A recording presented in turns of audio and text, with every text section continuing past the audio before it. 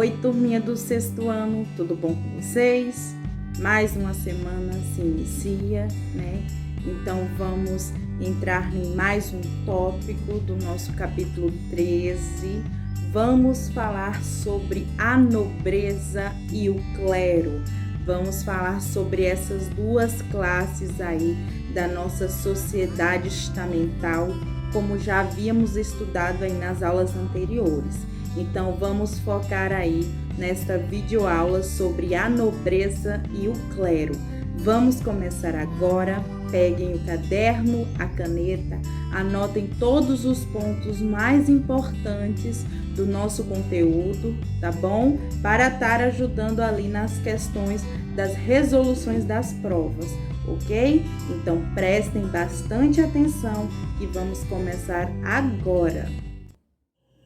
A nobreza feudal tem sua origem no Império Carolíngio.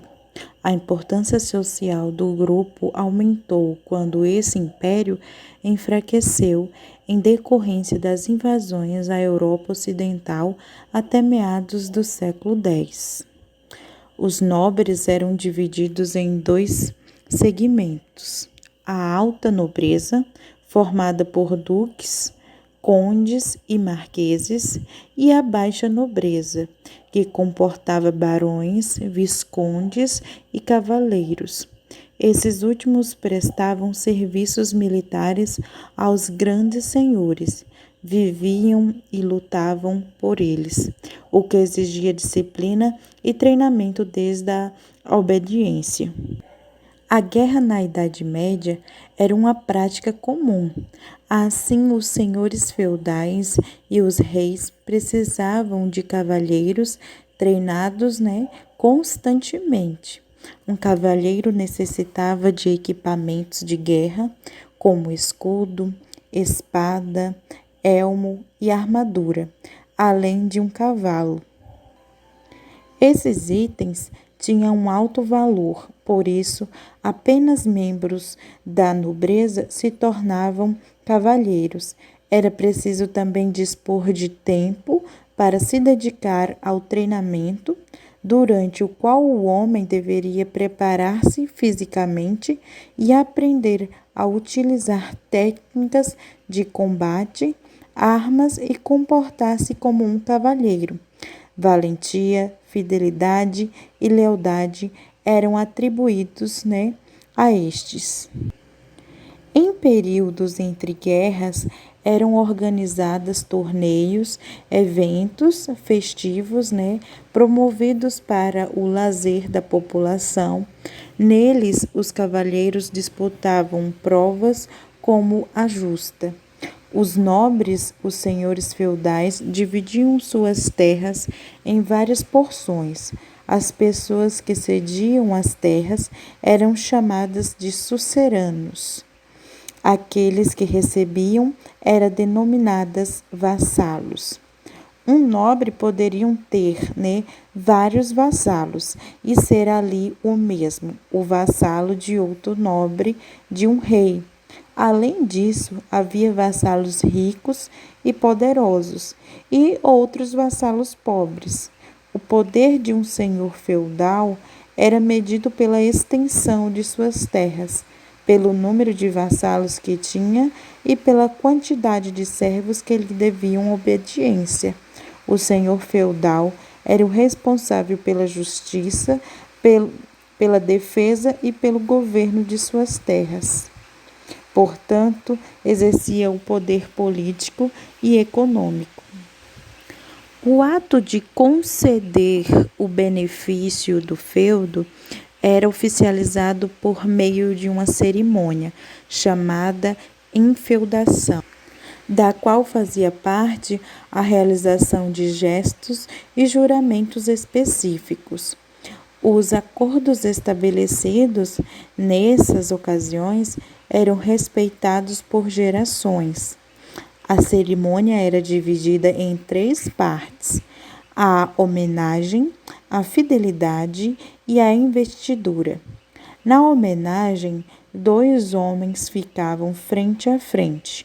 Um deveria servir e o outro ser servido. Um deles, o vassalo, ajoelhava-se, juntava-se as mãos e colocava-as entre as mãos do protetor, gesto que representava submissão.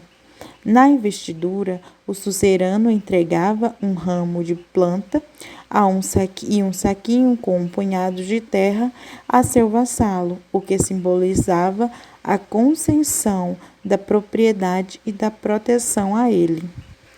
Então, o feudalismo é, antes de tudo, o conjunto dos vínculos pessoais que unem uma hierarquia, os membros das camadas dominantes da sociedade. Esses vínculos apoiam-se numa base real. O benefício que o senhor outorga ao seu vassalo em troca de um certo número de serviços e um juramento de fidelidade. O feudalismo, no sentido estrito, é a homenagem e o feudo. Os vassalos não eram donos das terras, né? Eles podiam apenas obter seu sustento e tirar proveito delas. Por volta ali do século IX, os feudos se tornaram hereditários, ou seja, passavam, né, do pai para o filho mais velho. Quem recebia a terra podia dar um pedaço dela a outro nobre ou algum camponês. Agora vamos falar de outra classe social ali da sociedade estamental, que é o clero, né? Embora o sustento da sociedade feudal fosse garantido pelo trabalho da terceira ordem, os camponeses, né, na verdade, e pelas taxas pagas por essas parte da população, o poder estava nas mãos do clero e da nobreza. Essas duas ordens se apoiavam, né, mutualmente para manter seus privilégios intactos. Os nobres, por exemplo, eram próximos, né, da Igreja Católica, principalmente em razão da política e da doação de terras.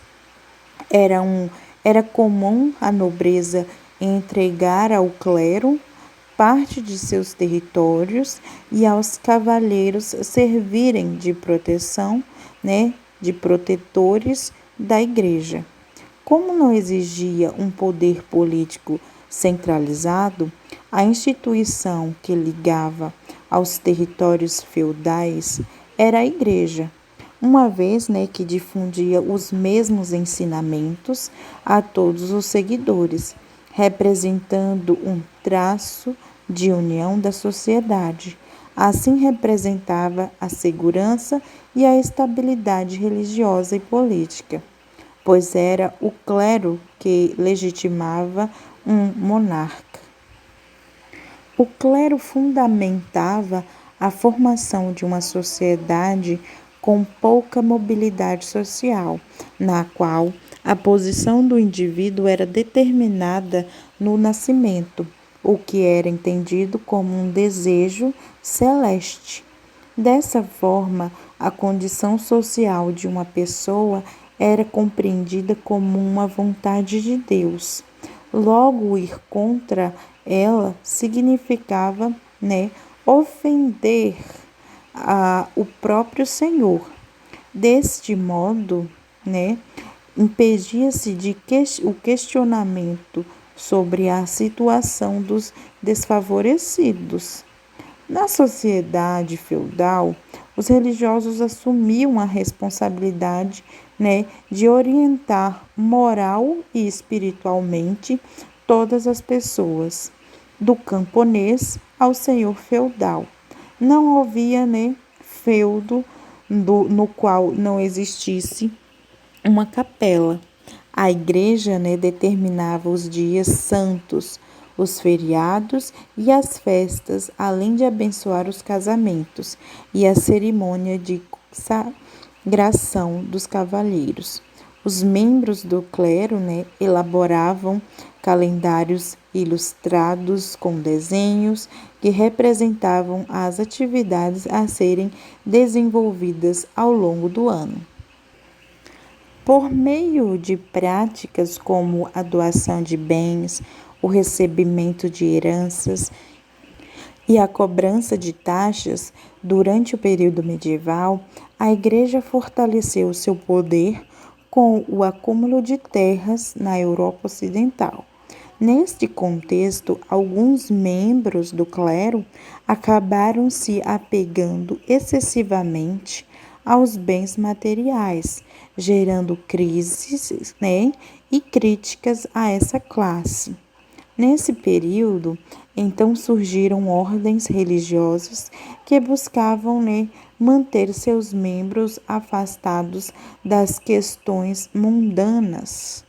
A igreja se dividiu entre o clero secular, que vivia em contato com os fiéis e era encarregado da administração dos bens da igreja, e o clero regular, que se dedicava às orações e à meditação. Isolados do dia a dia das pessoas, os religiosos do clero regular foram responsáveis por preservar obras científicas e literárias de povos que viviam antes deles, como os romanos e os gregos. Ordens, como os franciscanos, dos dominicanos e dos beneditianos tiveram forte atuação, na educação e na prática da caridade. Então, entre os anos de 1025 a 1027, o bispo Adalberto de Laon elaborou uma explicação para a organização da sociedade feudal, onde ele fala que o domínio da fé é uno, mas há um triplo estatuto da ordem. A lei humana impõe duas condições: o nobre e o servo não estão submetidos ao mesmo regime. Os guerreiros são protetores das igrejas. Os servos, por sua vez, têm outra condição. Esta raça de infelizes não tem nada sem sofrimento. Fornecer a todos alimentos e vestimenta. Eis a função do servo. A casa de Deus, que parece uma, é, portanto, tripla. Uns rezam, outros combatem, outros trabalham. Todos os três formam um conjunto e não se separam. A obra de uns permite o trabalho dos outros. 2. E cada qual, por sua vez, presta seu apoio aos outros. Esta, foi uma explicação elaborada aí pelo bispo Adalberto Laon. Bom, meus amores, essa foi mais uma videoaula, onde vimos aí, uma dessas classes, da sociedade estamental ali naquele período feudal, tá certo? Falamos, já que vimos aí sobre a nobreza e o clero, foram desses tópicos abordados aí na nossa videoaula. Espero, que estejam esclarecidos em relação a esses tópicos, tá certo? Se não ficou muito claro, se houve ainda alguma dúvida, podem entrar em contato comigo, tá certo? Ou nas aulas online também. Então, aguardo vocês na próxima aula, ok? Com mais tópico aí do nosso capítulo 13. Tchau!